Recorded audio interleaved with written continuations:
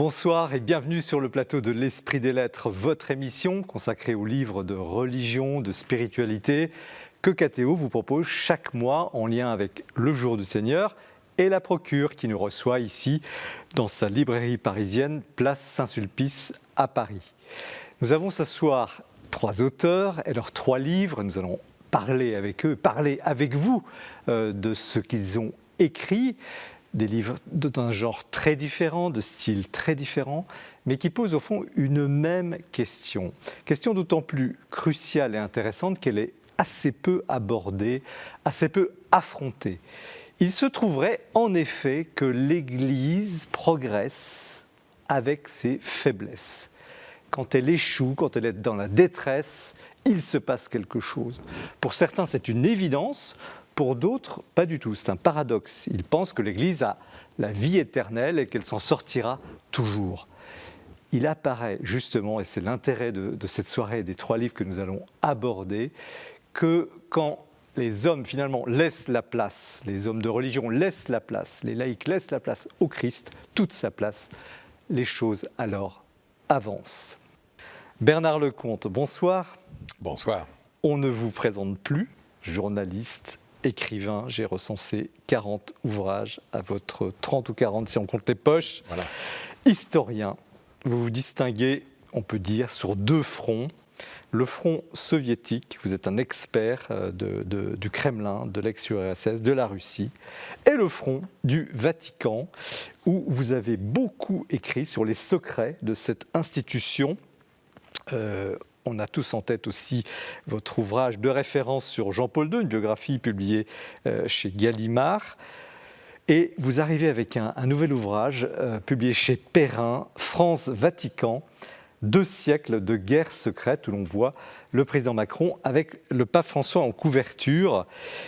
Ouvrage d'une grande précision historique, très impressionnant, sur les relations entre la papauté finalement et la laïcité, disons-le, depuis l'ère napoléonienne jusqu'à l'époque Macron, assorti, donc cette précision historique assortie d'une remarquable analyse politique, parce que vous êtes aussi, vous avez été un grand journaliste politique, sur les intransigeances et les accommodements des uns et des autres, de la France et du Vatican. C'est toute la saveur de ce livre. C'est une somme à lire pour comprendre et l'Église et la France.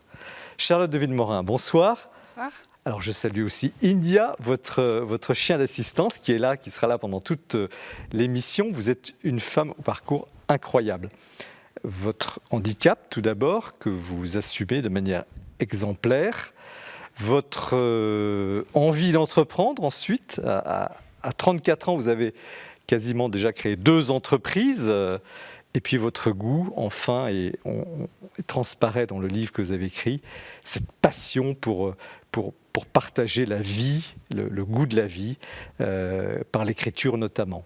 Alors, vous aviez écrit un premier ouvrage qui vous a fait connaître en 2015, intitulé, on retrouve là votre humour qui est transparent à chacune de vos pages, « Ne dites pas à ma mère que je suis handicapé, elle me croit trapéziste dans un cirque ». Vous revenez toujours chez Gallimard, chez Grasset, avec ce livre au titre impressionnant, choc, « Ceci est mon corps », sous-titré « Le vrai miracle, c'est la joie ». Récit de votre conversion et de ce nouveau départ dans la vie, un livre profondément vrai, sans phare, bouleversant, d'une grande humanité et d'une haute spiritualité. Benoît Sinetti, bonsoir. Bonsoir. Vous aussi, comme Bernard Lecomte, vous êtes un habitué de ce plateau, prêtre du diocèse de Paris. Vous avez quitté votre fonction de vicaire général il y a 3 ans pour aller à Lille. Vous êtes en mission dans curé de la paroisse centrale de Lille, Saint-Eubert. Vous êtes également aumônier de la section internationale des scouts et guides de France. Et alors, vous avez reçu sur ce plateau pour, disons, des essais. Votre dernier m'a beaucoup marqué, il était marquant, s'intitulait « La fraternité, sinon rien ». Et là, vous entrez de manière très réussie aujourd'hui dans le genre du récit romancé, et vous avez choisi la vie de Lazare. Lazare, que vous sous-titrez d'ailleurs Le Ravi, c'est publié au Cerf. Lazare, donc, qui est le frère de Marthe et Marie, qui a été celui que le Christ a sauvé de la mort, enfin, a fait renaître à un moment donné. Donc c'est un ouvrage à la fois étonnant, subjugant, parce que le sujet est puissant, un livre également de haute, très haute spiritualité. Voici donc les 3 ouvrages qui vont animer, avec la chance d'avoir les auteurs sur le plateau, cette soirée autour, au fond, de cette question de la grâce, de la détresse de la grâce. Et vous verrez que c'est vrai aussi dans le domaine diplomatique. Une très belle soirée qui s'annonce, qui commence comme toujours par un petit tour de l'actualité du libraire que notre chère Mathilde Mailleux nous présente.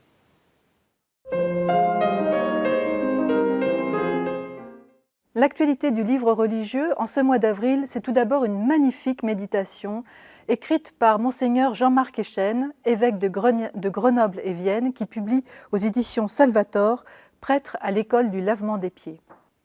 C'est une magnifique méditation, c'est un texte qui va certainement vous bouleverser, comme pour moi cela a été.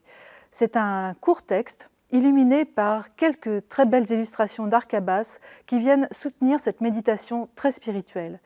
Qu'est-ce qu'être prêtre aujourd'hui? À quoi doit-il ressembler? Doivent-ils tous être pareils? Jean-Marc Echen pose cette question. C'est une méditation profonde, éminemment spirituelle, qui nous invite tous vraiment, à méditer avec lui sur ce bonheur d'être prêtre, sur ce que c'est qu'être prêtre aujourd'hui. Un magnifique ouvrage. Interroger Dieu à présent, c'est un autre magnifique ouvrage. Ils sont 2 auteurs de générations totalement différentes, Timothy Radcliffe et Łukasz Popko. Ils sont tous les 2 dominicains, 40 ans les séparent. Timothy Radcliffe a 80 ans, Łukasz Popko en a 40.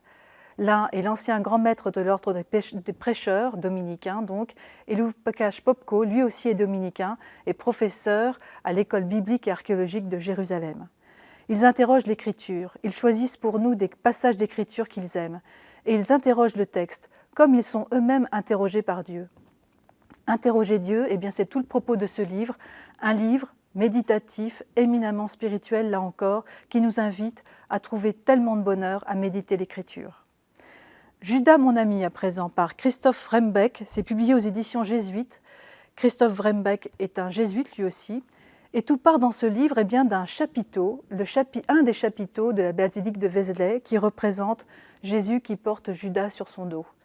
Alors, c'est une très belle méditation sur Judas, sur ce que c'est que d'être sauvé.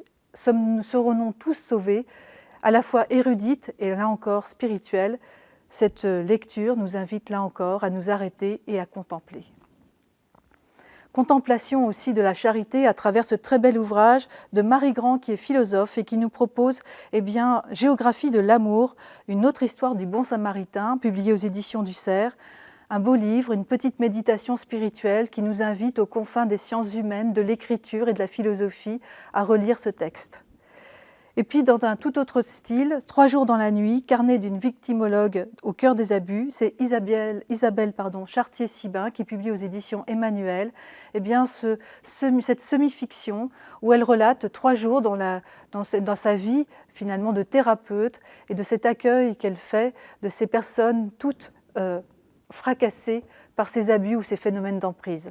C'est vraiment un livre très précieux, éloquent et rare. Et puis enfin, pour terminer, un peu de poésie, avec un homme qui nous manque tant, c'est Christian Bobin, le poète de la joie. Une très belle introduction, si vous ne le connaissez pas encore, dans la belle collection des éditions Nouvelle Cité, Priez 15 jours. Priez 15 jours et prions 15 jours avec Christian Bobin.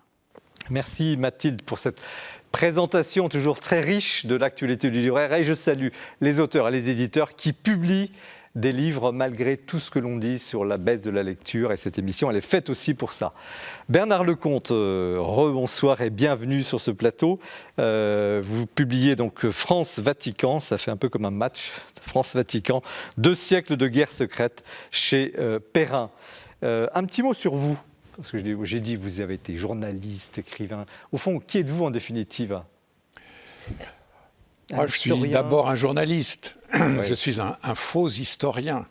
Vous exagérez un peu quand même. Non, vous savez, Jean-Marie, quand vous cherchez quelque chose, si vous n'avez pas la technique de l'historien, il ne faut pas aller trop loin, vous n'y arriverez pas. Moi, je suis un journaliste, c'est-à-dire que j'ai besoin du témoignage, j'ai besoin du récit, j'ai besoin du courrier, j'ai besoin de la presse. Et donc, je ne peux pas remonter trop loin. J'aurais pu faire un livre sur les 1500 ans de relations secrètes entre l'Église et l'État, entre le Vatican, en tout cas le Saint-Siège et la France. Non, je suis incapable de faire ça. C'est pour ça que j'ai commencé au moment de la Révolution. Avant la Révolution, je ne sais pas faire. Moi, j'ai été journaliste, je suis journaliste et j'ai l'impression que je serai journaliste encore longtemps. Alors, avant d'entrer dans ce que vous appelez cette guerre secrète, hein, les mots sont pesés en sous-titres, qu'est-ce qui vous attire? J'ai dit que vous étiez aussi un spécialiste de l'URSS, de la Russie, du Kremlin. Qu'est-ce qui vous attire et vous fascine justement par contraste peut-être entre la vie du journaliste politique que vous avez été, la vie du spécialiste des questions internationales, vous êtes envoyé spécial, vous avez une longue expérience de grand reporter. Qu'est-ce qui vous motive sur le Vatican? Qu'est-ce qui vous intrigue? Alors moi, la personne qui m'a fait entrer au Vatican en quelque sorte, c'est Jean-Paul II.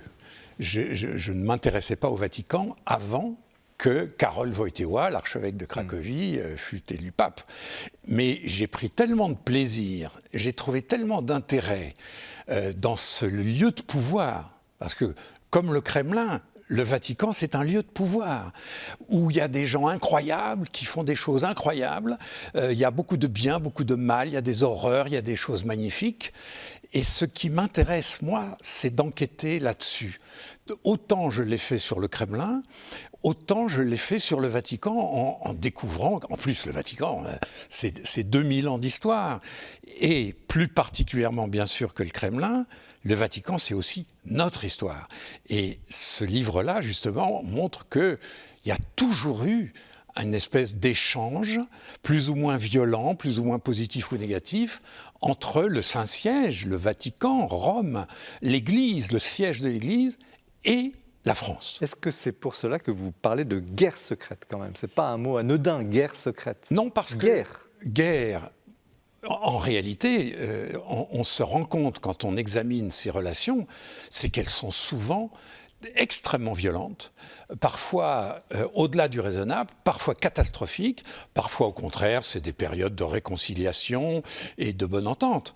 Mais c'est vrai que depuis Clovis, la fille aînée de l'Église est née sous Clovis, c'est ce qu'on dit en général, c'est la Convention qui vient. Donc depuis 1500 ans, donc bien avant la Révolution française, entre parenthèses, depuis 1500 ans, il y a une guerre secrète entre le roi ou l'empereur ou le monarque et l'Église, ne serait-ce que pour la nomination des évêques. Ce qui n'a l'air de rien comme ça, mais c'est la clé de tout. Parce que c'est le pouvoir qui compte pour les uns et pour les autres au fil de l'histoire. Où est le pouvoir? Le pouvoir, c'est beaucoup les évêques. Qui nomme les évêques? Pendant 1500 ans, les uns et les autres vont se bagarrer pour savoir qui nomme les évêques. Et vous avez à ce titre un chapitre passionnant sur l'après-guerre, discussion de De Gaulle et le futur Jean XXIII sur qui est digne de devenir évêque en France après la période de collaboration. Ça fait quand même des années que vous travaillez ces sujets. Qu'est-ce que cette fois-ci vous avez découvert de nouveau en écrivant ce livre? Alors, en creusant chaque chapitre, chaque période de cette histoire, honnêtement, j'ai découvert des tas de trucs.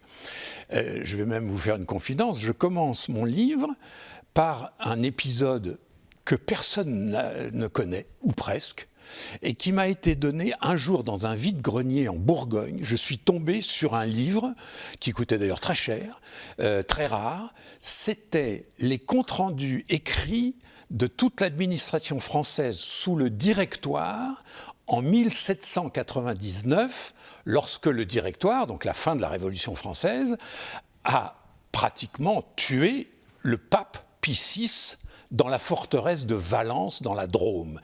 Qui connaît encore cet épisode? Or, pardon, mais c'est un épisode insensé.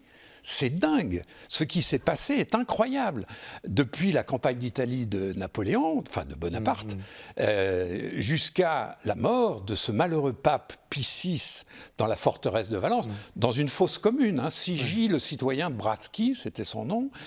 Et je me suis rendu compte d'abord que c'était absolument passionnant, que je n'y connaissais rien et qu'autour de moi, personne ne connaissait cette histoire. Effectivement. Et j'ai donc commencé par le premier chapitre, c'est ça. C'est la mort incroyable du pape Pie VI à Valence, dans la Drôme, sous les coups du Directoire. Dont le corps sera rapatrié ensuite par Pie VII, son successeur. Voilà, mais avec tous les honneurs qui lui étaient dus. Des années plus tard, et non sans tractation, là encore, pour savoir est-ce qu'on pouvait ramener le corps ou pas. Qu'est-ce que vous avez compris? Là, vous évoquez effectivement cette lutte de pouvoir, et puis bon, 1001 exemples effectivement des anecdotes, parce que le livre effectivement il est très très vivant. C'est pas une thèse lourde, c'est passionnant. Mais qu'est-ce que vous avez compris? Et là, je parle à l'auteur, mais aussi à la personne qui quand même n'est pas indifférent à l'Église catholique. Qu'est-ce que vous avez, en travaillant, en ruminant cette histoire récente, mais tellement marquante? J'ai essayé de raconter l'équilibre instable qu'il y a eu pendant des siècles entre l'Église et l'État. Quand on dit ça, on n'a rien dit. Mais la France, c'est quoi? C'est d'abord un État, depuis Clovis, et c'est aussi une Église. C'est le christianisme, c'est l'Église catholique. Il n'y a pas de France sans Église catholique. Et ça, pendant des siècles et des siècles. Alors, ce qui m'a intéressé, c'est de voir, on part d'où et on arrive où? Il y a un moment où les Gaulois et les Francs se rassemblent dans une nation et un État sous l'égide d'un évêque, qui est l'évêque Rémy. Et à partir de là commence l'histoire de la France. La vraie histoire de France, elle commence là. Et là, il n'y a pas d'histoire de France sans le catholicisme, sans le christianisme, sans l'Église et sans le Vatican. Ce qu'il y a, c'est que pendant les 2 derniers siècles, ça n'a été qu'une suite de provocations, de bagarres, de volontés d'élimination qui a fait tenir la France debout. C'est un peu ça que je retire de mon enquête, c'est qu'au fond, l'Église et l'État en se disputant ou en se réconciliant, ont fait la France. C'est les 2 piliers de la France. Sauf que depuis peu de temps, l'Église est marginalisée. C'est pas seulement la déchristianisation qui m'a intéressé, c'est la marginalisation de l'Église, de l'institution, Église, c'est-à-dire à la fois le Vatican et les évêques de France et l'Église de France, et cette marginalisation fait qu'aujourd'hui, au fond, depuis une trentaine d'années, il n'y a plus que l'État. Il n'y a plus l'Église et l'État. Il y a l'État qui est lui-même attaqué par 1001 phénomènes, mais on voit bien en ce moment, vous voyez tous les débats sur la laïcité et sur l'État, que l'État tout seul, ça ne tient pas forcément la route. L'État en France, sans l'Église, ça n'est plus tout à fait la France. Et c'est une France fragile, et c'est ça qui m'a intéressé. Alors, vous allez me dire, oui, mais il y a un facteur d'espoir, et c'est vrai que ma conclusion, je ne pouvais pas faire autrement. C'est Notre-Dame, c'est l'incendie de Notre-Dame. Parce que d'un seul coup, alors qu'on se dit, voilà, l'Église est petit à petit marginalisée, transformée en une association comme les autres, une espèce de lobby, auquel on ne demande même plus son avis sur les questions importantes, comme l'IVG dans la Constitution ou la fin de vie. Non, d'un seul coup, au moment de l'incendie de Notre-Dame, catho ou pas catho, tous les Français se disent, ça c'est nous qui brûlons. Il y a quelque chose qui brûle, qui va bien au-delà des simples bagarres entre 2 institutions. Mais est-ce que l'Église marginalisée, comme vous le soutenez, c'est la thèse effectivement du livre, très très bien étayée, perd son influence pour autant? Parce que vous avez aussi des passages très intéressants sur le vote des catholiques. On ne va pas faire l'émission là-dessus, mais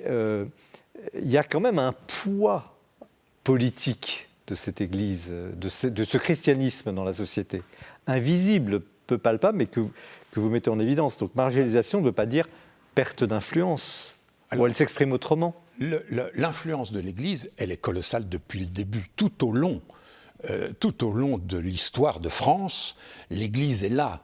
Il y a quelques jours, on commémorait le vote des femmes, par exemple, en 1944. Apparemment rien à voir avec la religion. Sauf que c'est le général de Gaulle, éminent catholique, qui profite que le Sénat n'a pas été rétabli pour imposer le vote des femmes alors que la gauche française, elle, considérait que les femmes ne devaient pas voter parce qu'elles votaient comme leur confesseur. Et ça durait depuis la guerre 14. D'ailleurs, le pape Benoît XV, en juillet 1919, avait engueulé les Italiens et les Français parce qu'ils n'avaient pas donné le vote aux femmes. Tout ça pour dire qu'on retrouve toujours la patte de l'Église, en bien ou en mal, en premier rang ou en dessous, mais c'est un exemple frappant. Oui, l'Église est toujours là pour dire son avis sur les sujets. Pardon, on ne va pas développer le sujet jusqu'au bout, mais c'est pour vous dire que tous ces sujets-là reposent sur l'importance de l'Église, importance relative. Nous, on a connu 2 périodes qui ont vraiment forcé l'Église à se battre un peu contre le mur. La manif pour tous et le rapport Sauvé, la pédophilie. Voilà les 2 événements qui ont poussé l'Église en dehors de son champ habituel. Jusque-là, elle avait complètement résisté. Mais alors, il y a aussi à l'inverse ce chapitre passionnant, le fameux toast d'Alger, cardinal Tisserand, qui devant une assemblée d'officiers de marine, etc., lève un verre et salue finalement, accepte la République. Ça, c'est une histoire extraordinaire aussi. C'est un basculement énorme. L'Église, du coup, là, l'influence est inverse. C'est-à-dire, l'Église recule et admet, elle va même plus loin, elle admet quelque chose d'important. Ça dépend quelle Église, Jean-Marie, parce qu'on est en 1890. Le pape Léon XIII dit aux catholiques français: arrêtez d'être à ce point monarchiste, on peut être catholique sans être royaliste, et vous allez être obligé de toute façon d'accepter la République tôt ou tard. Et donc le pape Léon XIII, notamment à travers le cardinal Lavigerie et ce fameux toast d'Alger, qui est une histoire absolument formidable, mais ce pape-là va dire allez-y, et il ne va pas être écouté. Car l'Église a beau être ce qu'elle est à l'époque, 1890, 1892, le pape fait une encyclique spéciale en français qui s'appelle « Au milieu des sollicitudes » pour dire aux Français « acceptez la République ». Il n'est pas entendu. Les évêques de France n'écoutent pas le pape à ce moment-là, il va falloir du temps. Et Léon XIII meurt en 1903, ça n'a pas bien marché son affaire, 1903.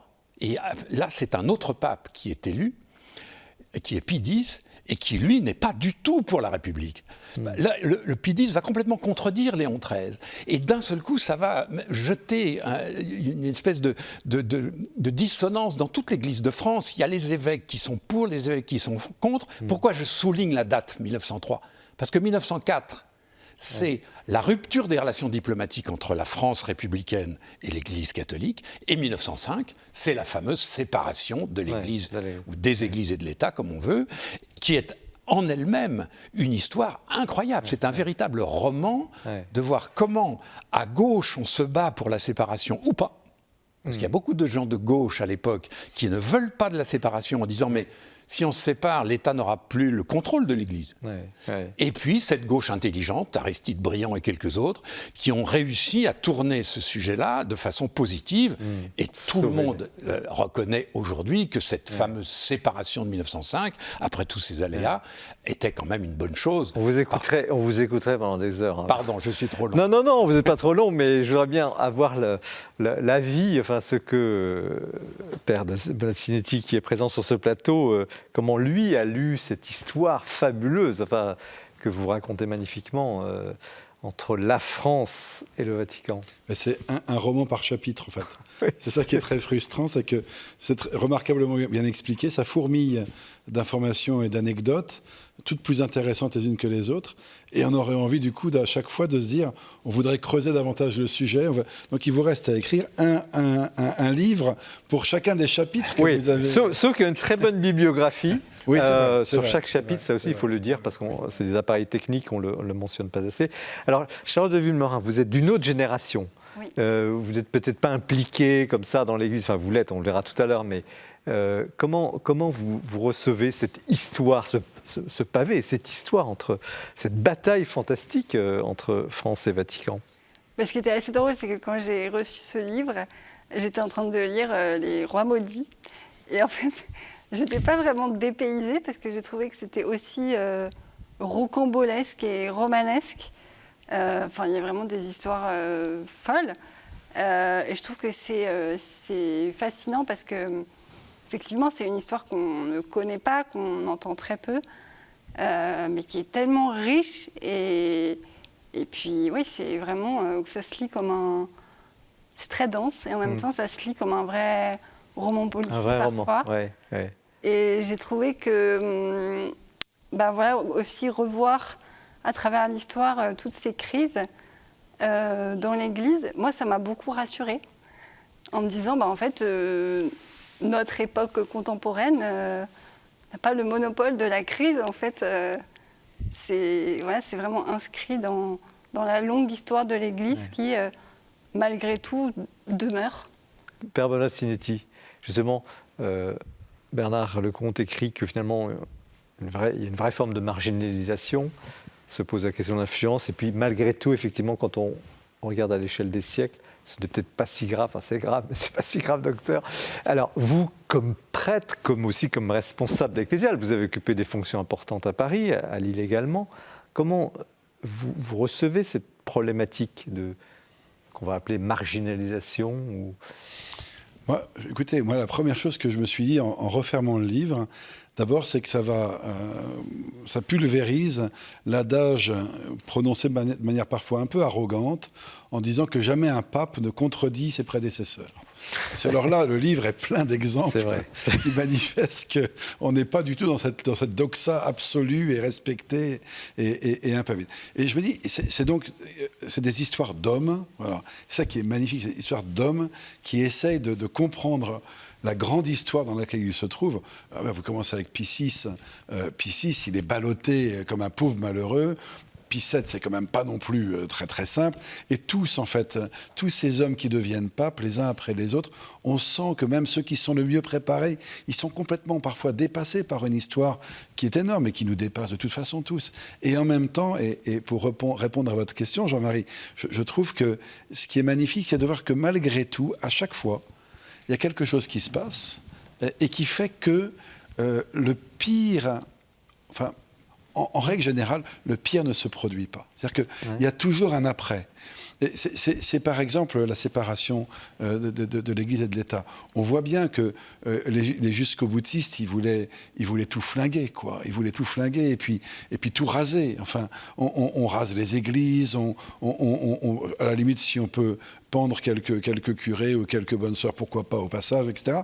Puis il y a des gens de raison qui disent à un moment donné, on peut pas, quoi. On peut pas parce que, voilà, il y a une raison d'État, il y a une raison aussi de bien commun, il y a une raison... Et à chaque fois, on a quelque chose dans l'histoire et l'histoire de Notre-Dame par laquelle vous terminez, elle est extrêmement symbolique de ça.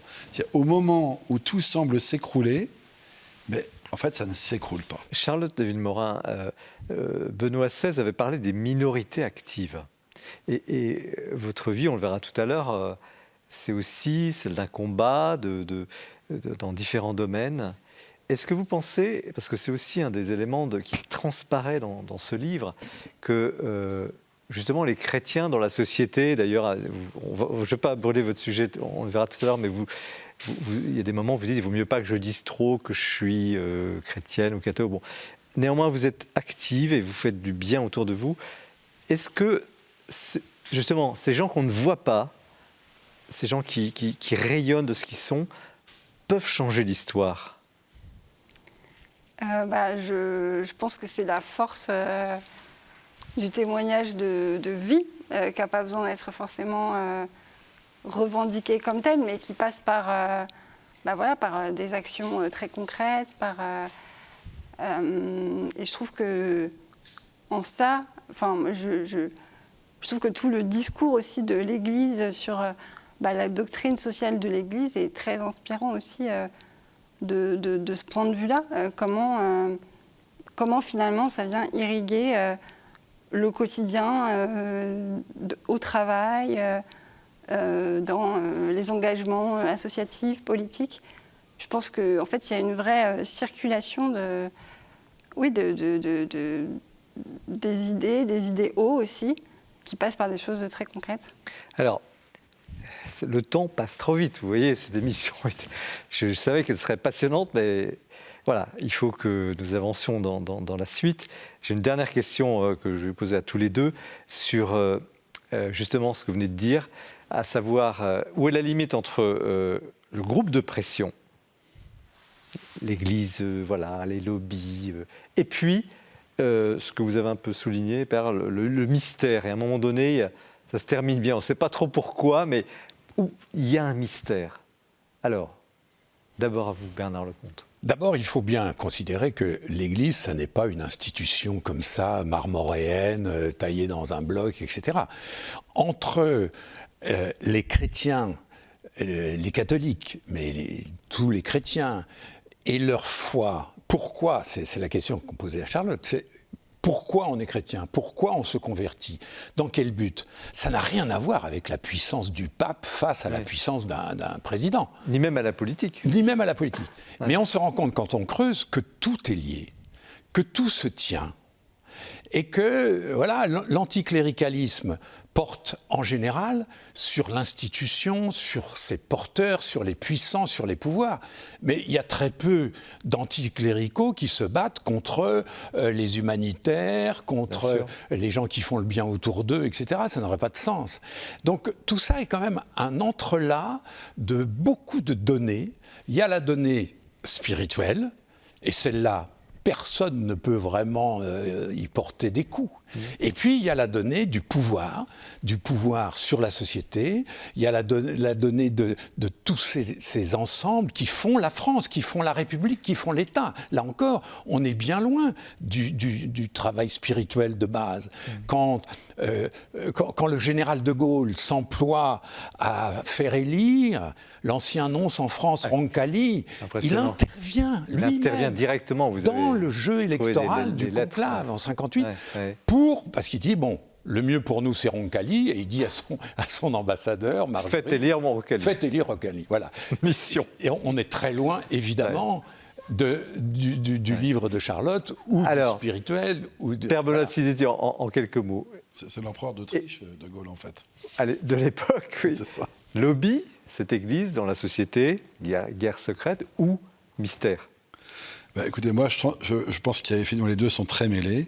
Je pense qu'il y a quelque chose qui m'apparaît très clairement, c'est que quand l'Église cherche à être un lobby pour des enjeux de pouvoir très, très matérialistes, en général, ça se termine mal. Et quand elle cherche à être un lobby pour permettre aux gens de découvrir le Christ, ça se termine souvent mieux. Merci. Alors, l'émission ne se termine pas sur cette belle phrase. Nous continuons avec le livre de Charlotte de Villemorin, non sans avoir écouté Guillaume Vanier qui nous présente ce mois-ci le coup de cœur. Armageddon. Voilà un mot qui, aussitôt prononcé, évoque toute une imagerie. Celle de la fin des temps, celle d'un combat acharné entre les forces du bien et les forces du mal, celle aussi des grands films hollywoodiens avec des effets spéciaux à couper le souffle. Et pourtant, dans la Bible, ce nom de lieu n'apparaît qu'une seule fois, au verset 16 du chapitre 16 de l'Apocalypse de Saint Jean. Et c'est ce contraste entre un imaginaire débordant et une unique mention dans la Bible qu'explorent pour nous Régis Burnet et Pierre-Édouard de Tal dans un livre Armageddon qui vient d'être publié aux presses universitaires de France. Régis Burnet est bien connu des téléspectateurs de KTO pour ses émissions et il a publié il y a quelques années au CERF, dans la collection Mon ABC de la Bible, une excellente introduction à ce livre compliqué qu'est l'Apocalypse. Alors ce livre est passionnant, il manie aussi bien l'érudition que la clarté et la pédagogie et explore ce thème, ce nom d'Armageddon selon 3 axes. D'abord on voit les échos de ce nom dans l'Ancien et Nouveau Testament. Ensuite, on voit comment ce mot a été interprété au cours de l'histoire de l'Église. Et on rencontre des noms comme Augustin, Joachim de Flore, les courants protestants millénaristes des 19e et 20e siècles, parce que ce nom a été interprété parfois de manière très littérale et parfois de manière très spirituelle. Et enfin, les auteurs montrent comment ce mot d'Armageddon continue d'irriguer notre culture contemporaine, aussi bien dans les rapports géopolitiques que dans les arts contemporains. C'est même un mot qui apparaît dans certaines chansons de rap français. Mais ce qui est vraiment aussi intéressant, qui fait comme une toile de fond de tout le livre, c'est de comprendre les différentes manières qu'ont eu les chrétiens au cours des âges de comprendre la fin des temps. Et c'est d'ailleurs le sous-titre du livre, Une histoire de la fin du monde. Et dans la conclusion, qui est très belle, qui est un dialogue entre Régis Burnet et Pierre-Édouard de Tall, eh bien, ils nous partagent leur avis qu'Armageddon ne signifie pas tant la catastrophe finale, la fin des temps, qu'une étape de la fin des temps, puisque c'est Dieu qui toujours guide l'histoire, guide le monde vers son plein achèvement. Pour eux, Armageddon est, comme ils le disent d'une très belle formule, un espoir, il signifie un espoir apocalyptique, ou encore, comme le dit Pierre-Édouard de Tall, derrière Armageddon se cache une profonde tendresse pour l'humanité. Voilà un beau paradoxe, voilà un bon contraste que ces deux auteurs nous montrent avec brio et nous expliquent comment la Bible peut continuer de nous éclairer sur notre monde qui est le nôtre. Merci Guillaume pour ce coup de cœur. Nous poursuivons l'émission avec le livre de Charlotte de Villemorin, « Ceci est mon corps, le vrai miracle, c'est la joie », le sous-titre, chez Grasset. Charlotte de Villemorin, un petit mot sur vous quand même. J'ai dit vous étiez femme d'entreprise, vous êtes aussi une personne handicapée qui assume sa situation et vous êtes aussi une témoin de la foi. Alors, au fond, qui est la première, qui êtes-vous ? Eh ben, un peu tout ça. Je crois que j'ai vraiment besoin de cet équilibre, parfois un peu de trapéziste toujours, hein, entre le monde de l'entreprise, du business et en même temps l'Église, la foi. Concrètement, le business, c'est quoi ? Quelle est votre activité ? Alors là, je crée une nouvelle entreprise qui s'appelle New Wave, avec plusieurs associés pour créer, c'est un gros projet industriel un peu fou, pour créer la première voiture électrique accessible pour les personnes en fauteuil. Moi, mon truc, c'est entreprendre au service de la mobilité des personnes en fauteuil qui sont à mobilité réduite. Alors, vous aviez raconté dans votre premier livre un peu votre vie et déjà, vous êtes très connu sur ce chapitre-là. Mais là, cette fois-ci, avec ce livre-là, franchissez une autre étape, peut-être plus spirituelle, même si la spiritualité, elle est dans votre vie, peut-être plus intime. Pourquoi ce livre maintenant ? Ce livre maintenant parce que c'est vrai que j'ai mené une vie très dense, voilà, en tant qu'entrepreneur, en tant que porte-parole aussi, souvent des personnes en situation de handicap. Et finalement, l'expérience la plus bouleversante et la plus riche que j'ai faite au cours de ces dernières années, c'est une expérience de fragilité. C'est finalement le sujet qui m'a le plus bouleversée et inspirée.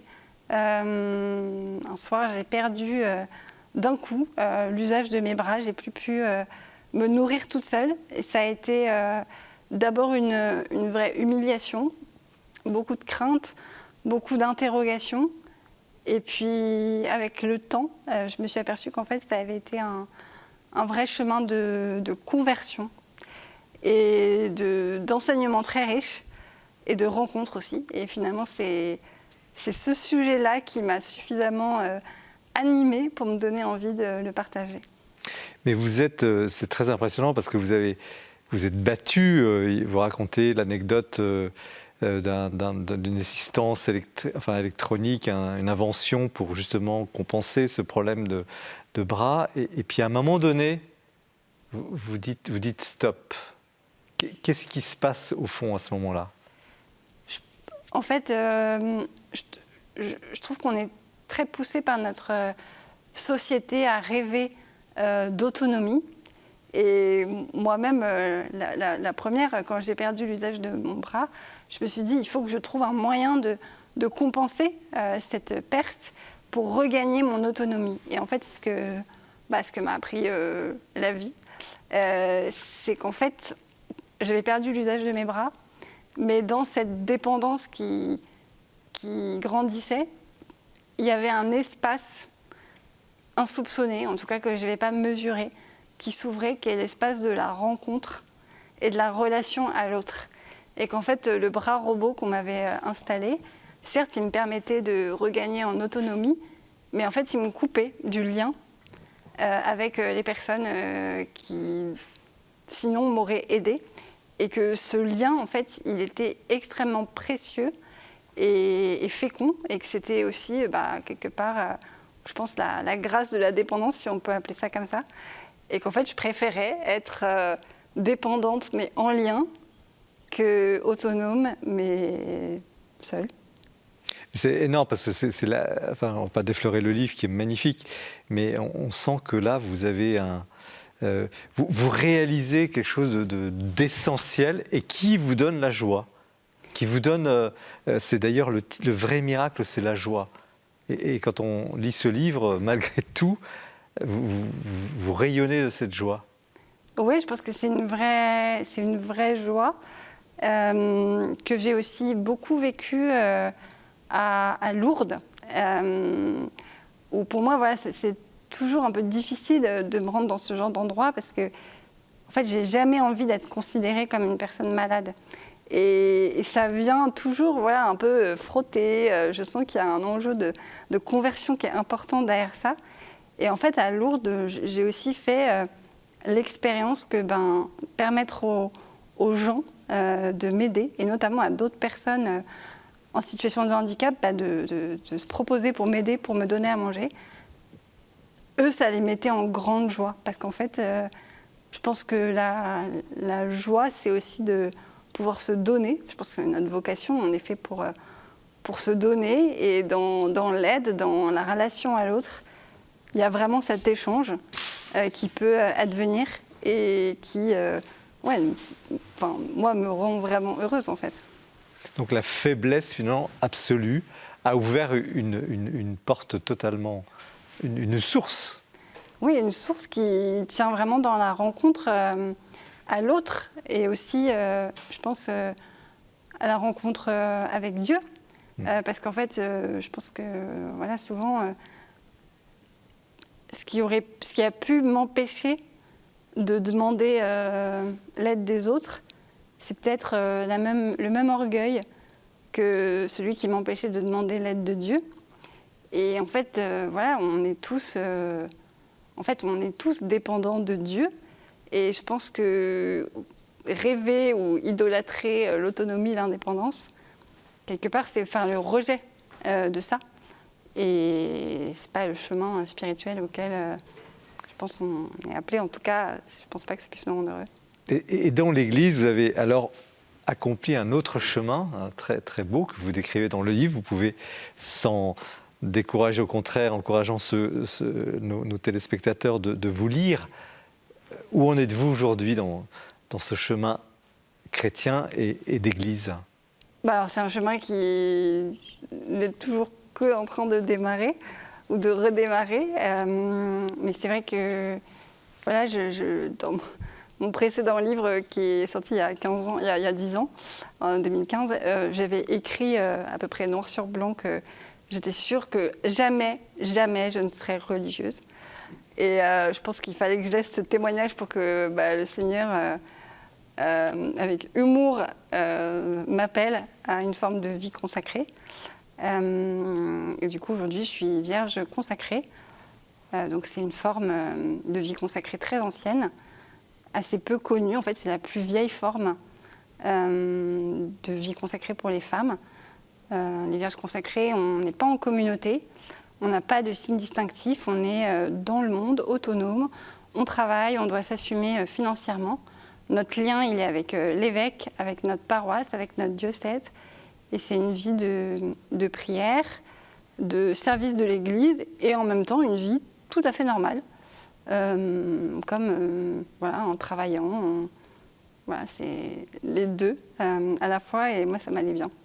Et comment vous vivez, ayant vécu le mot étape, il est un peu ridicule, mais cette transformation de votre être, comment, et tout en continuant, vous le dites très bien, ce que vous faites toujours aujourd'hui, cette activité, cette recherche pour faciliter la vie des gens à mobilité réduite, votre combat aussi, parce qu'il y a l'aspect entreprise, mais il y a aussi le combat associatif que vous menez et toutes les actions auxquelles vous participez pour cette bataille, pour que les personnes à mobilité réduite puissent accéder partout. Si je puis dire, cette conversion ou cette reconversion, cette retrouvaille avec celui que vous disiez, j'étais très bien sans lui, finalement, Dieu vous a ouvert sa porte, vous lui avez ouvert sa porte. Qu'est-ce que ça change dans votre vie, dans cette même vie que vous continuez? Au fond, d'extérieur, vous avez la même vie, mais tout a changé. Bah, c'est ça, en fait. Ça Comment vous change, pourriez l'exprimer? Tout et rien en même temps. C'est-à-dire que de l'extérieur, rien visiblement n'a changé. Et en même temps, ça change tout parce que ça colore ma vie complètement différemment. Ça la nourrit, ça, je pense, me rend plus forte aussi.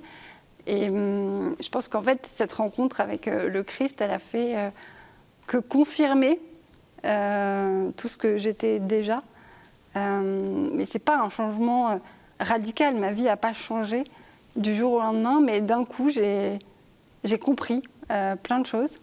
Et j'ai trouvé un fil cohérent entre mon handicap, ma vocation dans le monde de l'entreprise, ma vocation dans l'Église. Finalement, tout ça, c'est un peu unifié, je pense, grâce à l'expérience spirituelle que j'ai faite et la rencontre avec le Christ. Alors, de ce que vous avez compris, qu'est-ce que les autres, et nous, à commencer par moi et par nous, et tous nos amis qui nous regardent, ne comprennent pas devant ce genre de vie, de ce que vous êtes, de ce que vous faites? Vous devez être parfois en butte à une certaine incompréhension. Qu'est-ce que justement on ne comprendrait pas? Non, je pense pas que les gens ne comprennent pas, puisque moi-même, je suis la première à ne pas comprendre ce qui m'arrive, et je suis la première à tout le temps lutter contre ce que je vis, contre ce que j'entends. Enfin, voilà, pour moi, demander par exemple le sacrement des malades, c'était impensable. Vous le racontez dans le et livre. je pense que c'est une expérience qui est très banale, en fait, que je fais, qu'on fait tous, qui est une expérience de conversion intérieure, où on est déplacé dans notre vie, où on résiste, en fait. Et puis finalement, à un moment, on comprend que résister, c'est pas la bonne voie. Il faut au contraire ouvrir les mains et tout remettre dans les mains de Dieu, et là, tout change, quoi. Mais je pense que je fais cette expérience très banale au quotidien. Et alors, vous racontiez hors plateau, je me permets d'en parler parce que vous êtes arrivé une mésaventure dans un train cette semaine. La personne qui devait venir vous faire descendre du train n'était pas là, et vous êtes retrouvé seul dans cette trame vide, très désagréable. Qu'est-ce que vous pourriez dire à ceux qui traversent justement des difficultés? Moi, ce que je trouve très frappant, c'est qu'en fait, ce que je vis, y compris dans les moments de crise, en fait, c'est pas du tout un cas unique. Et je pense que c'est très précieux d'avoir accès à des espaces de partage, de parole, où on peut se retrouver. Et le simple fait de savoir qu'il y a d'autres gens qui vivent les mêmes épreuves, qui doivent affronter les mêmes difficultés, c'est déjà, je trouve, extrêmement réconfortant. Donc je trouve que voilà, je vois bien avec alors là, c'est aussi la magie des réseaux sociaux, c'est qu'en fait plein de gens peuvent se manifester et dire moi aussi il m'arrive ça, et puis voilà, peut-être de là peut émerger un élan collectif, des donc prises de ne pas rester seul. Ouais, c'est, je pense, vraiment essentiel. Et quand on se révolte contre Dieu? Quand on se révolte contre Dieu, c'est... Pour le coup, on n'est pas seul. C'est vraiment l'expérience, je pense, la plus humaine qui peut arriver. Je pense que dans la révolte contre Dieu, il y a quelque chose de... Pour moi, il y a comme une porte qui s'ouvre après et qui laisse place à la miséricorde, à la grâce. Et cette révolte, elle est saine, elle est humaine, elle est normale. C'est aussi la révolte de Job dans la Bible. Mais elle est vécue dans le dialogue. En fait, la révolte contre Dieu, ça reste un dialogue avec Dieu. Donc, c'est un espace fécond. Merci Charlotte pour ce témoignage qui est plus qu'une interview. Merci de ce que vous êtes, de ce que vous dites dans ce livre.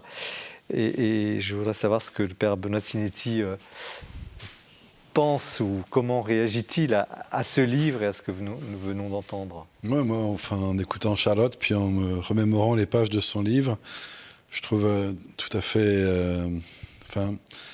c'est impressionnant de voir que la jeune fille qui recevait une lettre d'une amie de sa grand-mère, à un moment donné, lui disant je prie pour vous, pour qu'un jour, je sais qu'un jour, vous rencontrerez le Seigneur. Enfin, pardon, c'est un peu vrai.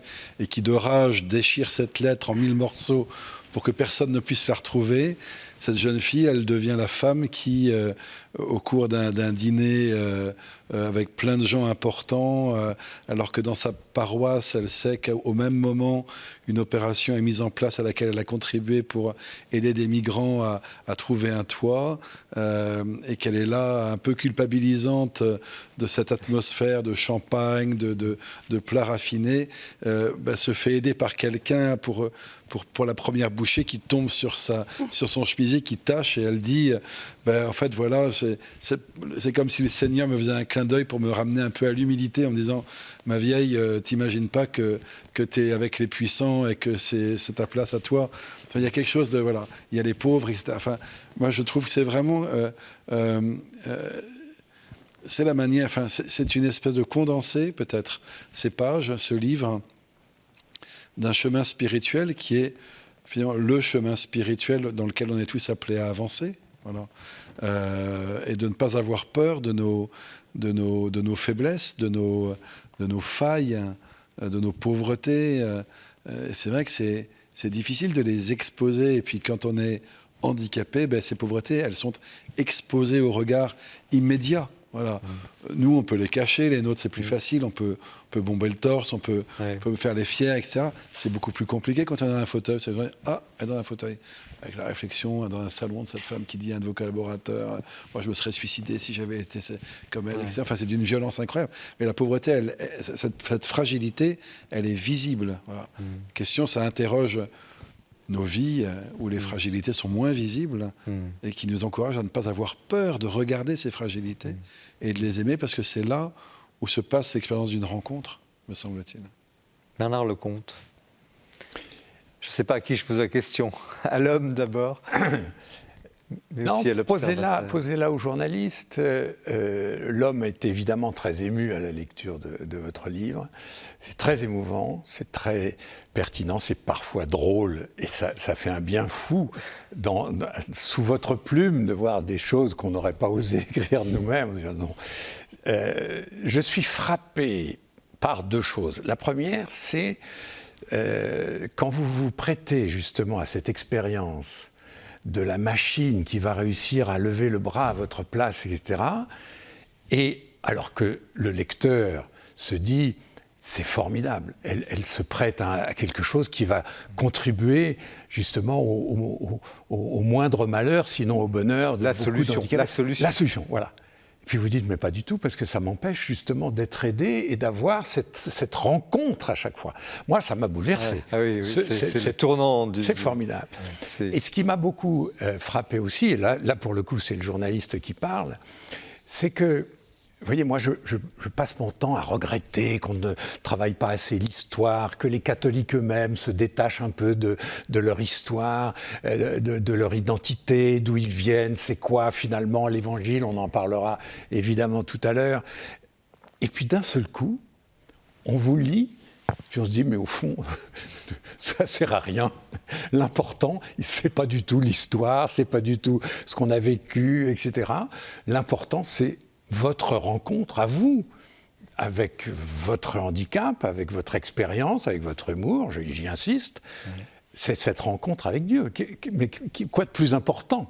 Le reste, au fond, on s'en fout, quelque part. Voilà comment réagit le journaliste. Alors, Charles, vous avez deux lecteurs, deux premiers lecteurs là, qui viennent de parler de votre livre. Comment vous recevez ces... Je sais pas, c'est pas des critiques, c'est pas des avis, on est tous pris à la fois par le côté bouleversant de votre livre, de ce que vous êtes, et puis le message profond que vous transmettez à la société. Déjà, merci beaucoup pour ces retours qui me font du bien, qui me donnent de la force. Mais oui, je pense que en fait, voilà, l'essentiel, c'est la rencontre. Et la fragilité, je pense, est le lieu par excellence de la rencontre. Je pense que c'est vraiment cette expérience-là que j'ai voulu raconter et qui est une expérience, je pense, universelle. Mais pourquoi cette joie chrétienne, qui nous ferait presque pleurer, d'émotion, est-elle à ce point suspecte dans la société, Père? Et là, je pose la question aux théologiens et aux journalistes, historiens. Parce qu'elle est vraiment suspecte, vous trouvez? Hegel est passé par là, enfin... C'est-à-dire qu'on a du mal à le croire. C'est-à-dire que je pense que, en fait, ce qui est suspect, c'est qu'on se dit, mais est-ce que c'est vrai? Est-ce que c'est vrai? C'est-à-dire c'est impossible. Comment est-ce qu'on peut être dans un fauteuil et heureuse? C'est pas possible. Moi, je me souviens, dans un tout autre domaine, jeune prêtre, j'amenais des jeunes de ma paroisse en Inde pour un camp de développement, on creusait des fondations d'une maison, etc. C'était des jeunes qui étaient plutôt dans des milieux plutôt assez défavorisés, du nord de Paris, porte de Clignancourt. Première soirée ou deuxième soirée dans le village qui nous accueillait, un des jeunes, le soir, il me dit, la nuit étant tombée, chacun commençait à endormir, il y en a qui me dit, Benoît, j'ai un truc que je comprends pas. Je dis quoi? Il me dit, mais enfin, ces jeunes là, ces gens dans le village, ils ont rien et ils sont heureux. Voilà. En fait, c'est ça qui est incroyable, c'est qu'on est tellement formaté, comme dirait l'autre, par le bonheur, c'est d'avoir, que c'est incroyable. Enfin, elle est handicapée, elle est heureuse. Ils sont pauvres, ils sont joyeux. Il est mort, il ressuscite. Enfin, c'est ça qui est et la bonne nouvelle. Alors à la fois, ça touche les cœurs. Je pense que les gens ne comprennent pas, ou ça peut agacer, mais ça bouleverse aussi beaucoup de gens. Ouais. Bernard Comte. Il y a deux niveaux. Le niveau humain, qui fait en effet que ça n'a rien à voir avec l'anticléricalisme ou l'engagement religieux, etc. On est devant une rencontre entre Charlotte et Dieu. Et on prend, on lit, il n'y a aucune raison de contester, il n'y a aucune raison de s'énerver, etc. Ça, c'est le niveau humain, et qui est quand même le niveau essentiel, soyons clairs. Si vous transposez ça dans la société d'aujourd'hui, vous allez effectivement rencontrer du scepticisme, un peu de mépris, un peu peut-être du ridicule, de la part de gens qui vont systématiquement, parce que c'est une rencontre avec Dieu, ou parce qu'il y a le mot catholique ou le mot Vatican, d'un seul coup, c'est suspect. Voilà. Il y a une espèce de suspicion qui est relativement récente quand même, relativement récente, et qui traduit le fait que tous ces sentiments dont nous sommes en train de parler, et ces références, échappent maintenant au langage commun.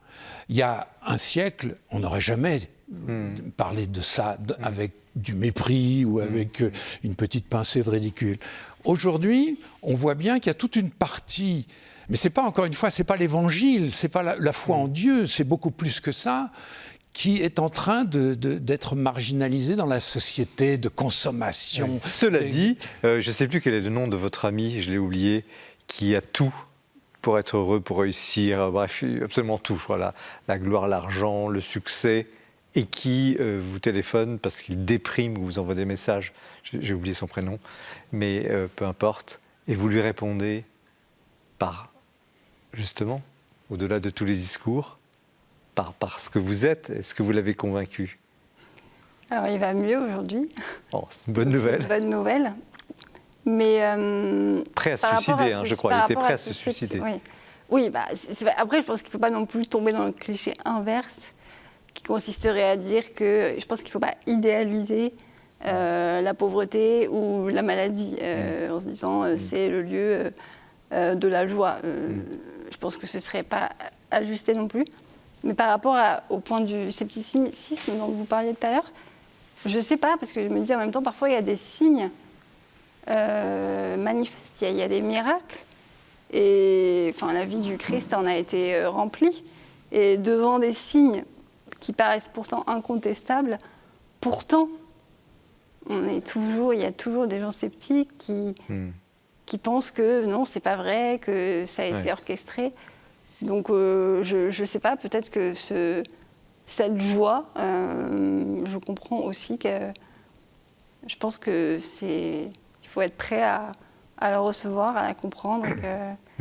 Comme une sorte de trésor, quelque chose une sorte de trésor, un diamant précieux qui effectivement n'est pas non plus idéal. C'était très bien. Non, et qui reste très subjective et qui peut pas être prouvé scientifiquement non plus, quoi. Parce que ça fait partie peut-être du mystère, je sais pas. Charlotte de Villemorin, merci encore de cet échange. Nous poursuivons l'émission avec Benoît de Sinetti, avec Lazare, le mystère Lazare, c'est cet homme que le Christ a fait renaître. On va creuser cette question, mais on retrouve Jean-François Rode qui présente le portrait du mois. Restez bien avec nous.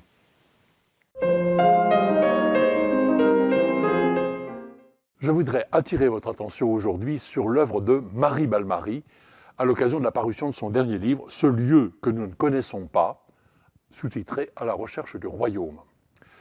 C'est un ouvrage passionnant, des lectures d'évangiles fouillées, précises, très travaillées, avec d'ailleurs un groupe qui se réunit chaque semaine depuis des années et des années, et des lectures libérantes, vivifiantes. Vraiment un ouvrage, j'allais dire, de synthèse, un ouvrage où elle a mis le meilleur d'elle-même.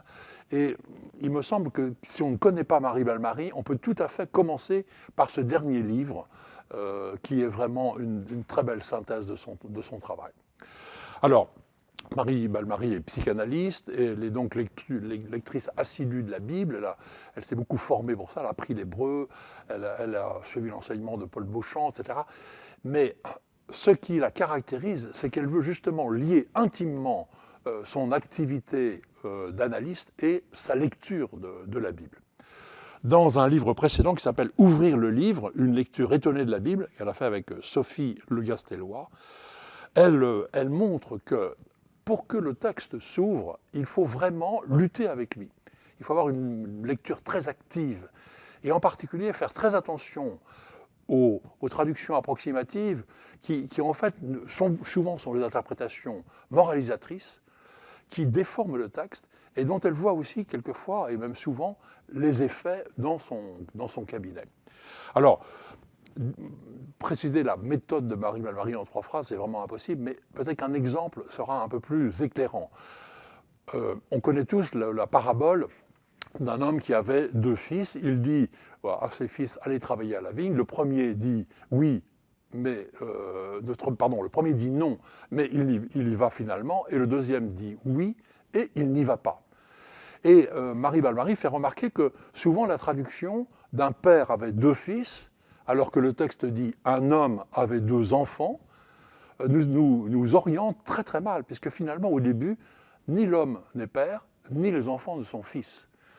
Le premier, en fait, il doit refuser l'ordre d'un maître pour découvrir en fait qu'il est un fils, le fils d'un père. Et le deuxième, en disant oui à l'ordre du maître, ne peut pas entrer dans la volonté du père. Bon, ma présentation est très sommaire, mais si vous lisez Marie Balmary, vous verrez, c'est très pertinent. De même, d'ailleurs, c'est toujours dans ce lieu que nous ne connaissons pas, elle a une lecture de la parabole des talents extraordinaire. Voilà. Donc, pour compléter l'œuvre de Marie Balmary, je vous cite 4 autres livres. Le premier, c'est Le sacrifice interdit, sous-titré Freud et la Bible, avec en particulier donc, son analyse du non-sacrifice d'Isaac, qui est assez célèbre. Je pense que c'est ce qui l'a rendu même un peu célèbre. Ensuite, La divine origine, avec un sous-titre totalement provocateur, Dieu n'a pas créé l'homme. Et donc c'est une plongée dans les récits de la Genèse, qu'elle continue avec Abel ou la traversée de l'Éden. Pourquoi est-ce que le Dieu de la Genèse accepte l'offrande d'Abel et pas celle de Caïn? Et donc c'est une réflexion sur le paradis, qu'elle prolonge avec ce livre « Nous irons tous au paradis », qu'elle a fait avec l'exégète Daniel Marguerat, avec comme sous-titre le jugement dernier en question. Jugement dernier un peu terrible, qui est très très présent dans les textes évangéliques. Comment comprendre? Alors qu'effectivement, nous avons toujours un besoin un peu mieux comprendre la rétribution. Comment est-ce que les méchants peuvent être vraiment punis, comment est-ce que les bons peuvent être récompensés. Réflexion sur le jugement dernier. Voilà.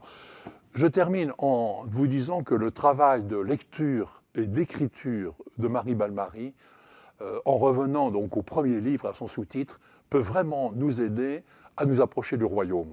Merci Jean-François pour ce portrait. Nous poursuivons l'émission avec le livre du père Benoît de Sinetti, Lazare, sous-titre Le Ravi, aux éditions du Cerf. Alors, j'ai dit un petit peu qui vous étiez en démarrant l'émission. Vous êtes maintenant à Lille. Pouvez-vous nous dire en quelques mots ce que vous faites, si on peut demander ça à un prêtre? Il fait tant de choses. Je suis curé de paroisse. Je suis curé de paroisse, donc c'est une paroisse qui a 3 clochers dans le centre-ville de Lille. Voilà, et donc avec les baptisés de ce quartier de Lille, et on essaye de réfléchir ensemble et de travailler à ce que la bonne nouvelle soit annoncée. Et quelle est la différence entre Lille et Paris? Est-ce que les gens, les catholiques, voient les choses autrement, les chrétiens? Comment vous pourriez caractériser C'est d'abord la différence entre Paris et le reste de la France. Ouais. Il y aurait beaucoup à dire. Et avec Lille, ce qui est alors sans éviter les clichés sur l'accueil du Nord, sur la gentillesse des gens, mais qui sont pas des clichés, qui sont des vérités vraiment très très très sensibles. Lille, c'est une terre chrétienne, comme beaucoup d'autres en France, mais c'est une terre où est né le christianisme social. Il y a Lyon et Lille, sauf qu'à Lille, il est né avec des laïcs. C'est très intéressant. Au XIXe siècle, c'est des laïcs qui ont inventé la pensée sociale de l'Église, le patronat chrétien, etc., toutes ces notions-là, et qui ont développé, et ça marque profondément les cœurs. Après, c'est un pays qui, comme toutes les autres provinces de France, vit une sécularisation très, très, très, très puissante et des changements de société très, très... Vous êtes un prêtre heureux? Profondément heureux. Vraiment Ça se voit. Super heureux. Ouais. Alors, Lazare, pourquoi ce titre, pourquoi ce livre, pourquoi ce sujet? Et puis pourquoi une sorte de roman? On pourrait presque dire que c'est un roman, même c'est une histoire vraie, enfin une histoire tirée de l'Évangile, mais écrit comme un roman d'une certaine manière. Je pense que, alors pour répondre à cette question, je pense que moi j'ai toujours aimé qu'on me raconte les histoires de la Bible. Voilà. J'ai toujours aimé ça. J'avais un grand-oncle, la femme de ma grand-mère, qui était prêtre à Paris, Daniel Perrault, et qui racontait la Bible. Voilà. Et moi, ça m'a beaucoup marqué depuis mon enfance. On me raconte la Bible. Voilà. Je pense que ça, c'est une première chose. Et j'aime aussi raconter la Bible. Voilà. Au catéchisme, aux enfants, et même aux paroissiens. J'aime cette transmission par l'histoire. Qui est la grande tradition. Mais oui, et puis c'est orale. écouter une histoire. Il n'y a rien de plus beau que d'écouter une histoire. C'est tellement chouette, quoi. Et donc, pour moi, ce récit, il s'inscrit un peu comme une histoire que j'aimerais raconter aux gens. Voilà. Écoutez l'histoire de Lazare. Alors, oui, mais Lazare, pourquoi Lazare? Pourquoi Lazare? Vous nous intriguez là. Parce que Lazare, il a quelque chose moi, qui m'a toujours fasciné dans l'Évangile, c'est-à-dire qu'on dit de lui qu'il est l'ami de Jésus, et c'est le seul dont on dit ça. Parce qu'il y a le disciple que Jésus aimait, oui. Mais l'ami de Jésus, c'était l'ami de Jésus. Bon. On se dit, mais si c'est l'ami de Jésus, alors pourquoi il apparaît que dans un chapitre de l'évangile de Jean et pas ailleurs? Et on parle de Marthe, de Marie, et ça, mais Lazare, c'est l'ami de Jésus. Voilà. Donc c'est déjà une première énigme. La deuxième énigme, c'est cet épisode de la résurrection dans l'évangile de Jean qui occupe un chapitre entier, donc quand même un 21e de l'évangile, puisqu'il y a 21 chapitres. Et donc c'est considérable au moment, et c'est l'épisode qui commence la passion de Jésus. C'est-à-dire que juste après, il y a le lavement des pieds et puis la passion. Voilà. Et on parle de résurrection. Et l'Évangile parle de résurrection, de réveil, pourrait-on dire, parce que ça pose une vraie question, alors sur laquelle c'est pas le centre du bouquin, hein, mais une vraie question, c'est que moi j'avais un prof d'exégèse quand j'étais séminariste, Thomas Kowalski à Paris, qui nous disait ça, il disait enfin si on considère que Dieu aime l'homme plus que tout, voilà. Dieu nous aime. Bon. Il sait bien que la mort pour nous est une épreuve redoutable. Bon. Alors vous imaginez qu'il va ressusciter Lazare pour le faire remourir à nouveau. Voilà. C'est quand même un peu sadique comme vision des choses. Quand même. C'est quand même très surprenant. Et puis cette résurrection de Lazare, elle n'a rien à voir avec celle de Jésus, puisque précisément il va remourir. Pardon, le mot n'existe pas, mais c'est... Et donc ça ouvre, effectivement, alors qu'est-ce qui s'est passé, voilà. Et pourquoi est-ce que Lazare a eu besoin de revivre, en fait? Et ça fait penser au début de l'évangile de Jean, la rencontre de Jésus et Nicodème. Il te faut renaître. Renaître. Voilà, renaître. Et il dit, mais comment, moi qui suis un vieillard, peux retrouver dans le sein de ma mère? Ben non, c'est pas ça, c'est autre chose. Et c'est cette renaissance de Lazare, moi, qui me fascine et que j'ai voulu raconter aussi. Et pourquoi vous l'intitulez Le Ravi, le sous-titré Le Ravi? Eh bien parce que c'était à la fois un jeu de mots, enfin une allusion, un clin d'œil à la Provence, puisque Lazare est, disent les Marseillais, avec juste raison, mort à Marseille, voilà. Donc le ravi, ça fait penser au personnage de la crèche, mais Lazare, c'est celui qui a été ravi à la mort. Voilà. Il a été ravi par la main du Christ aux ténèbres dans lesquelles il s'enfonçait. Pourquoi, finalement, avez-vous situé à ce point Lazare dans son cercle familial, si tant est qu'il est établi, je ne sais même pas, si on ne sait pas. En fait, on n'en sait absolument rien. De manière historique, on n'en sait absolument rien. Mais il me semblait que d'abord, dans un contexte, c'est important de le mettre dans un contexte humain. Voilà, si on veut raconter un récit, il faut bien qu'il entre en relation avec un certain nombre de personnages qui, pour la plupart, sont tirés de l'Évangile, sans, je pense, commettre de contresens absolu, même si rien ne prouve, évidemment, la plupart de ce que j'ai essayé de raconter. Mais je pense, si vous voulez, que Marthe et Marie, elles ont cette place éminente pour nous aujourd'hui. La première, c'est qu'elles sont elles sont amoureuses de Jésus. Moi, j'ai été très marqué dans mon adolescence par un texte de Rilke, L'amour de Madeleine. Le poète. Le poète. Et qui est vraiment un chant magnifique et qui dit, dans des termes profondément passionnés, ce que ressent le cœur de Madeleine devant Jésus. C'est pas « Oh Seigneur », puis à genoux, et ça, il y a quelque chose de profondément amoureux, quoi. Et moi, je pense que Jésus, quand il traversait les villes et les villages, quand il parlait aux foules, le cœur de bien des femmes et d'hommes devait vibrer, on devait se dire, avoir un attachement incroyable, non pas parce qu'il était le plus beau, non pas parce qu'il était le plus fort, et parce qu'il était lui. Voilà. Et c'était cette présence qui fait qu'il y a quelque chose qui irradie, qui attire irrésistiblement, et au point que des êtres humains normaux peuvent se dire, est-ce que j'en serais pas amoureux? Nous, maintenant, on dit, comment Jésus, le Fils de Dieu? Mais Madeleine, Marie, Marthe, au moment où elles rencontrent Jésus, elles ne savent pas qu'il est le Fils de Dieu. Elles savent Oui, vous le rendez très bien, d'ailleurs, dans le récit. Voilà. On sent qu'elle brûle. Elle brûle. Et c'est ce feu-là qui est très puissant, et c'est aussi, pour en tout cas Marie-Madeleine, la première témoin de la résurrection. Et ça la place dans une position, même dans la tradition de l'Église, tout à fait unique. C'est quand même une femme qui est la première apôtre des apôtres. Ah oui. C'est ce que le pape qui ne veulent pas croire a solennisé en faisant de la fête de Marie-Madeleine la fête liturgique à l'égal des solennités des apôtres. Ça dit des choses, et c'est très intéressant aussi. Mais alors, il y a un autre... moi, ça m'a un peu intrigué, parce que ce Lazare, vous le faites être, à un moment donné, le pauvre Lazare qui est devant la porte, à qui on donne ce qu'on ne donnerait même pas à India, ou ce que India, votre chien, ne mangerait pas. Et c'est cohérent, ça, dans les récits évangéliques, ou c'est une liberté d'auteur? Ça ne va pas de soi, mais c'est vrai que c'est aussi tout à fait étonnant que dans le récit évangélique, dans l'autre évangile, Saint Luc, un autre évangile, Saint Luc qui raconte la parabole de Lazare et du mauvais riche, comme on l'appelle habituellement, c'est la seule parabole de l'évangile où le héros est un prénom. Voilà. Et donc c'est assez mystérieux pour l'exégète, ce que je ne suis pas. C'est pas du tout un travail d'exégète ou de savant, hein.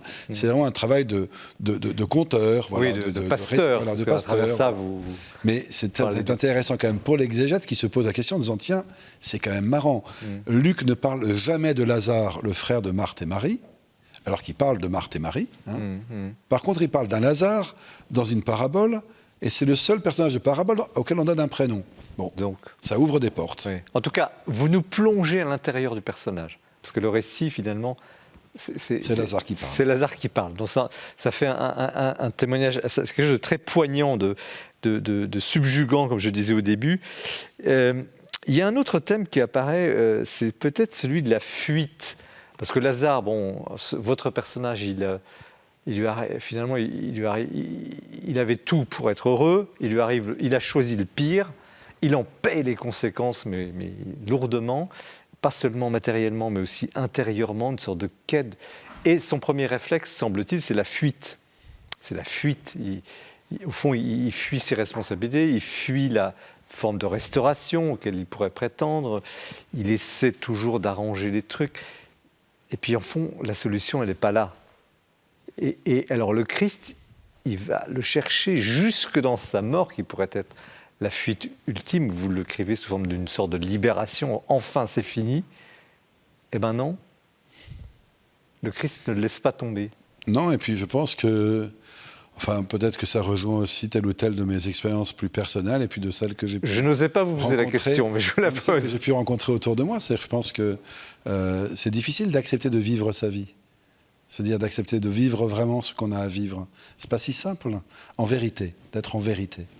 Et il y a, en tout cas, moi, j'expérimente le fait qu'il n'y a que le Christ qui puisse me rendre capable de ça, en allant me chercher parfois dans mes ténèbres, bien sûr.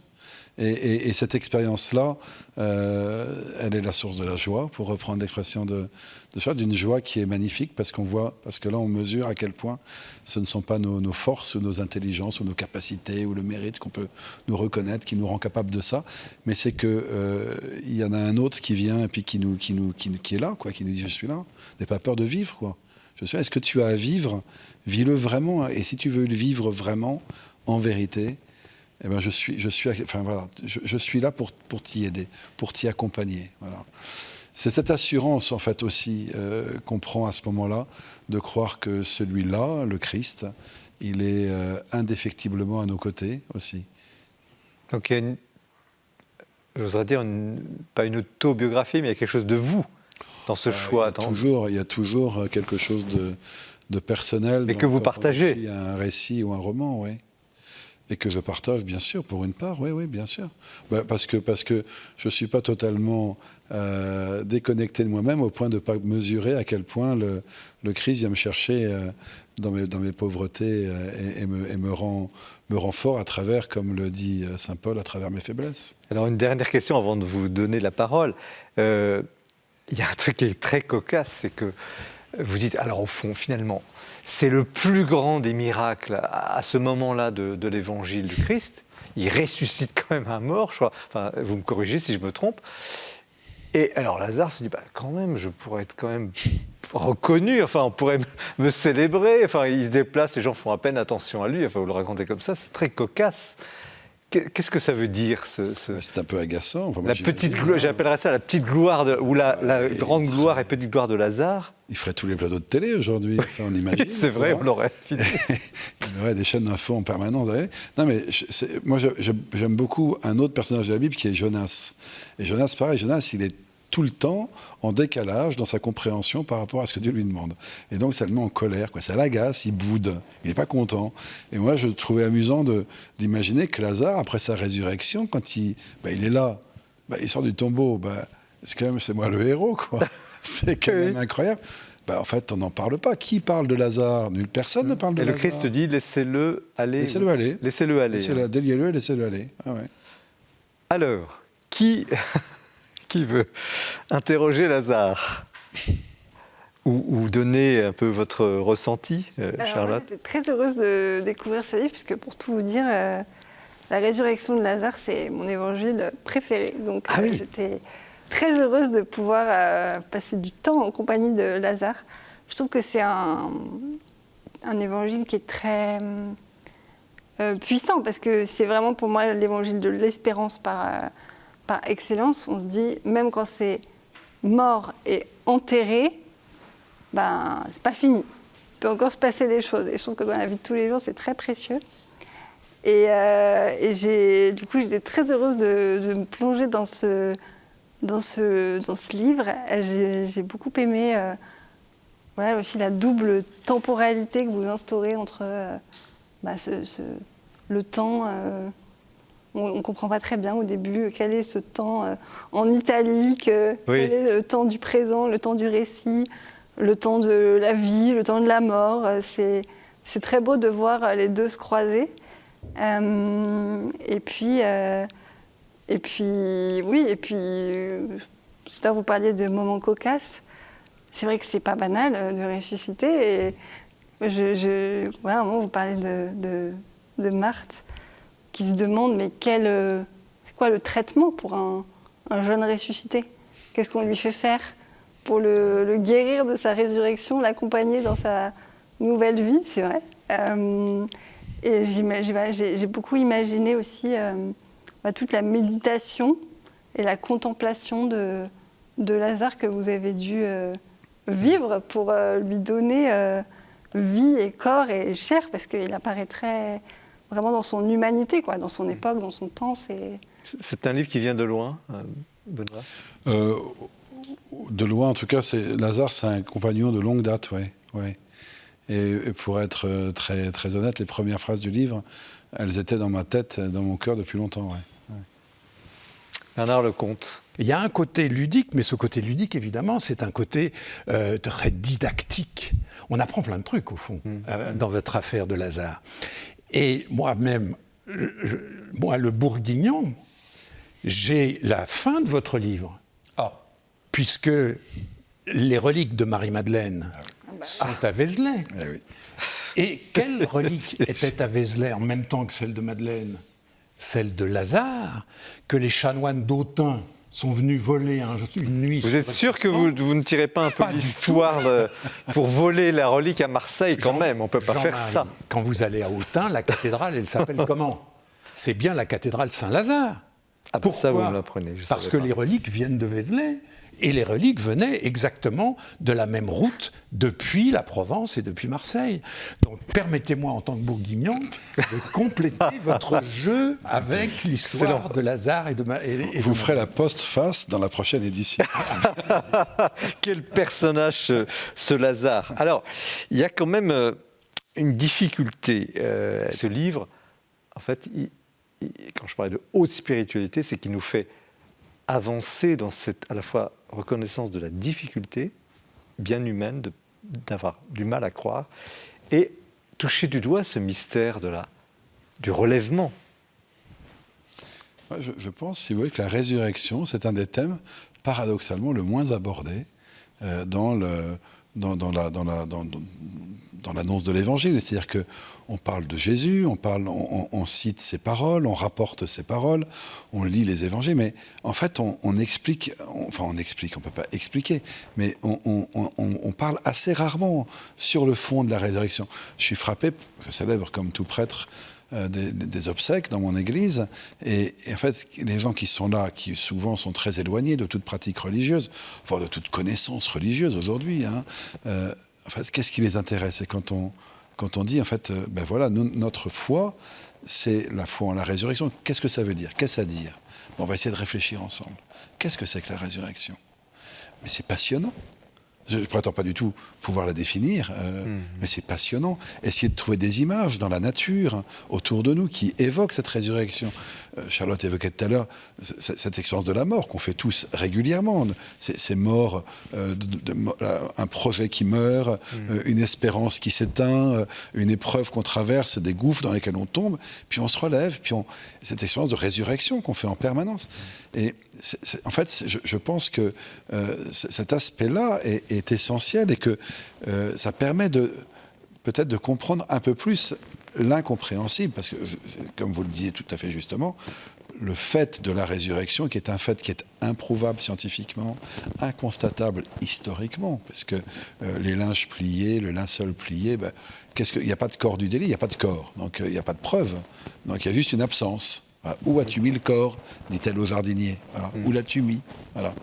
Et les prêtres qui donnent de l'argent aux gardes en disant, si on vous dit machin, vous direz c'est ses disciples qui l'ont enlevé, et cette histoire se perpétue de nos jours, conclut l'évangéliste. Donc on voit bien que c'est l'événement par nature qui n'est pas un événement. C'est le non-événement par excellence, un mort qui n'est plus là, voilà, dont on dit qu'il est ressuscité, ça suscite forcément une certaine perplexité, voire des ricanements, voire des haussements d'épaule, comme à Athènes, quand Paul évoque ça.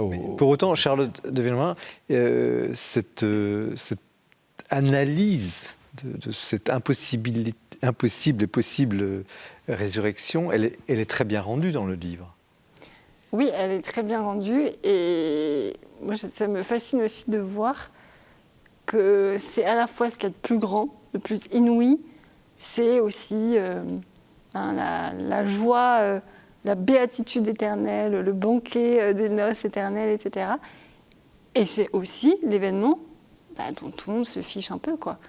Parce que, comme on le disait tout à l'heure, finalement, Lazare, il revient à la vie, il est ravi à la mort, puis finalement, la vie continue pour les autres et on passe un peu à côté. Et puis même la résurrection du Christ, on passe aussi à côté souvent, je pense. Beaucoup de gens passent à côté. Et c'est à la fois immense et très insignifiant en même temps, je pense. Dans notre monde, c'est assez paradoxal. Bernard Lecomte, vous êtes d'accord avec ces deux analyses se recoupent, ça serait un peu pas l'angle mort, ce serait un mauvais jeu de mots, mais on n'en parle pas beaucoup. Du point de vue journalistique, c'est incontestable. C'est vrai que c'est une histoire totalement folle, inexplicable. On ne peut pas, sauf avoir avec votre talent l'image derrière, quand on lit justement ce que pense Lazare au moment où il ressuscite. C'est ça que vous avez quand même réussi à faire. Là, on est dans le concret, on arrive à avancer. Mais la résurrection, eh bien, il est arrivé à cet événement, ce qui arrive à d'autres événements dans le monde, c'est là où le journaliste intervient, on l'a presque oublié. Parce que si les hommes avaient cet événement-là en tête, sur leur bureau, dans leur conversation, mais il aurait une importance colossale. Or, effectivement, c'est un non-événement. Et pourtant, et vous le disiez tout à l'heure un petit peu, Charles Morin, et c'est une citation du livre, il est toujours possible de renaître. C'est un peu la grande leçon de ce livre. Alors, c'est ma dernière question, je vous demande d'être le plus bref possible, mais qu'est-ce que vous auriez à dire sur ce « il est toujours possible de renaître » et à dire à ceux qui nous regardent et qui font l'honneur de nous écouter? C'est à moi que vous posez la question. À chacun, si vous voulez, de façon brève, ce sera le mot de la fin. Alors moi, je citerai une phrase qui m'habite depuis très longtemps et que je trouve qui rejoint bien cet aspect, enfin cette question fondamentale.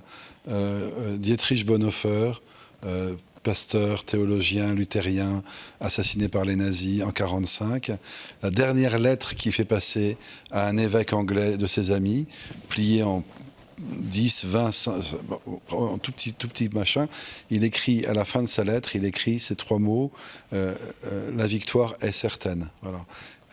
On est un mois avant la fin de la guerre, mais il ne le sait pas.